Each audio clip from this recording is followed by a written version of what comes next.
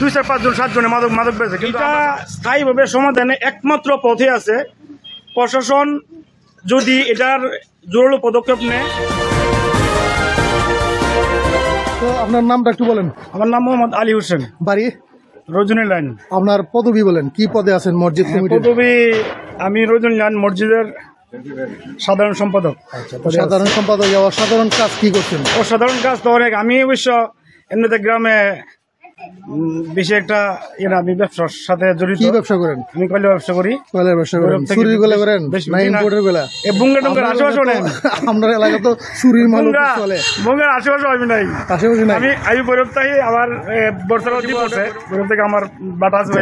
আমি এই যে এখন হলো পাশে আপনার একটা দোকান দেখতে পাচ্ছি, এই যে দোকানটা নাম সায়েদ মিয়া, ওনার ওয়াইফের নাম ফিরোজা বেগম, তারা স্বামী স্ত্রী মদ এবং ইয়ারবার ব্যবসা করে। আমরা কাছে একটা রিপোর্ট আছে, আমি এই দোকানদারকে অবগত করছি, বাকিটা ওনার ব্যক্তিগত।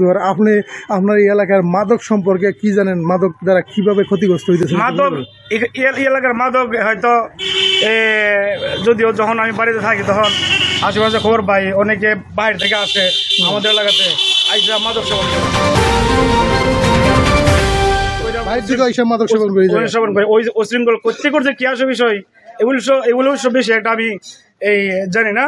যখন হই হাল্লা করে তখন আপনার জানা মতে, আপনি তো মানে সাধারণ সম্পাদক মসজিদ কমিটির, আপনার জানা মতে এই গ্রামের ভিতরে কয়টা স্পটে মাদক?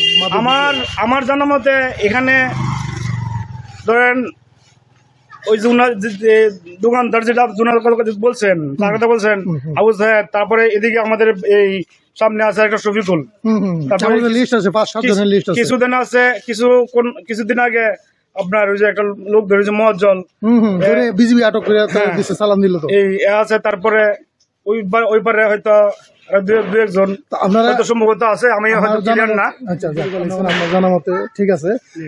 আপনাদের এই রজনী লাইন গ্রামে লোক সংখ্যা তো অনেক, তার মাঝে মাদক বিক্রেতা মাত্র হাতে গোনা 8-10 জন।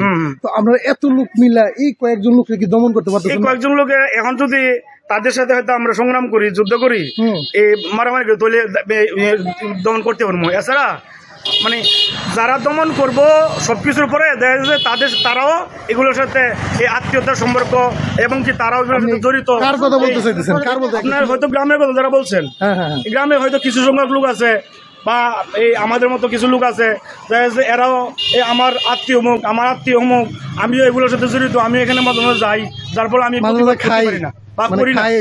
হ্যাঁ, এরকম অনেক আছে। আর এমনিতে হয়তো আমরা যারা মুসলিমের কিছু লোক আছি, তারা তো হয়তো যখন আমাদের চোখের সামনে পড়ে তখন প্রশ্ন করার উদ্দেশ্য হইতেছে যে কিছু লোকে আমার কাছে সাক্ষাৎকার দিচ্ছে যে মানে আপনারা এলাকার লোকজনের চেয়ে তাদের শক্তিটা খুব বেশি।